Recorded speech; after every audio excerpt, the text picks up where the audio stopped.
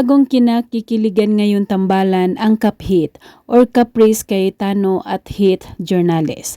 Nagkaroon ng ganap magkasama sa after nilang lumabas sa bahay ni Kuya.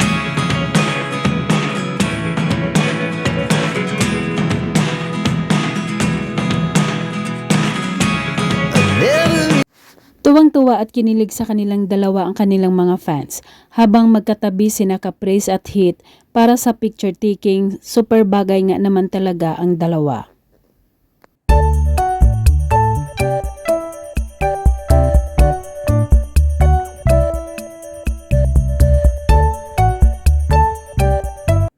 At dahil sikat at nakilala na ang kanilang love team, sa loob pa lang ng bahay ni Kuya, napabalitang may gagawing proyekto ang dalawa na magkasama at yan ang abangan ng mga Cap-Hit fans.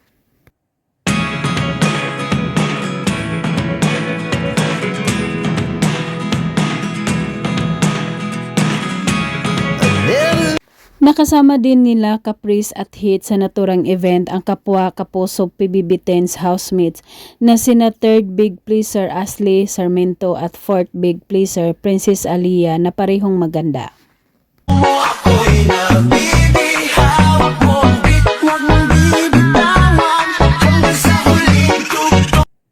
Maraming mga tagahanga na pumunta para i-welcome silang apat sa outside world. Makikita sa kanilang mukha ang kaligayahan sa paglabas nila mula sa bahay ni Kuya at siguradong namimiss nila ang mga ganitong event.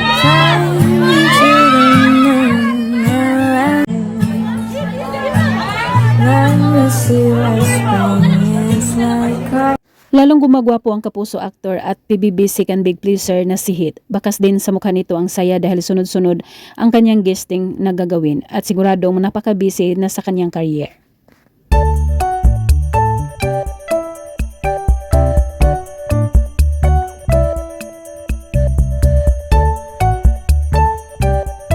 Blooming na blooming din ang isang Caprice Cayetano ang kapuso PBB10's big winner sa kanyang suot na damit at magkakulay pa sa kanyang hawak na napakagandang cake mula sa kanyang mga fans.